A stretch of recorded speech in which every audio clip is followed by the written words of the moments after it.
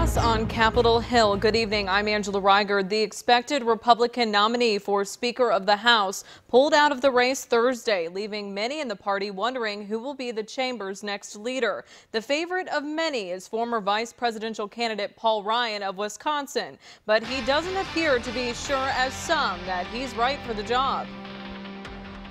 I just have enormous confidence it's the right man at the right moment. Representative Paul Ryan is still under pressure from fellow Republicans to run for Speaker of the House.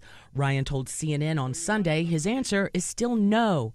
But according to Ryan's allies, he's still trying to make up his mind if he wants the job. He certainly shouldn't do it if he's not willing to embrace it. Ryan emerged as a favorite among some Republicans after Representative Kevin McCarthy's surprise Thursday announcement that he would not run for Speaker. Friends of the Ways and Means chairman say Ryan will only take the job if he gets support from all 247 GOP House members, a hurdle that contributed to McCarthy pulling out of the race. Members of the party's Conservative Freedom Caucus have another candidate in mind, Congressman Daniel Webster of Florida. Until somebody's a declared candidate, we're not going to move to a new candidate. But Sunday, the group's leader said the Freedom Caucus would look favorably on Ryan if he decides to step in. Ryan's possible candidacy is even coming up on the campaign trail.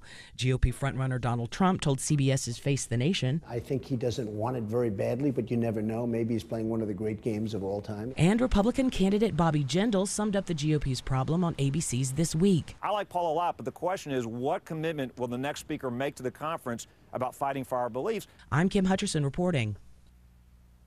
Representative Ryan may not make an announcement until after Congress returns from a recess next week. If he does take the job, he'll almost immediately face two looming fights, whether to raise the government's debt ceiling and the deadline to pass a federal budget.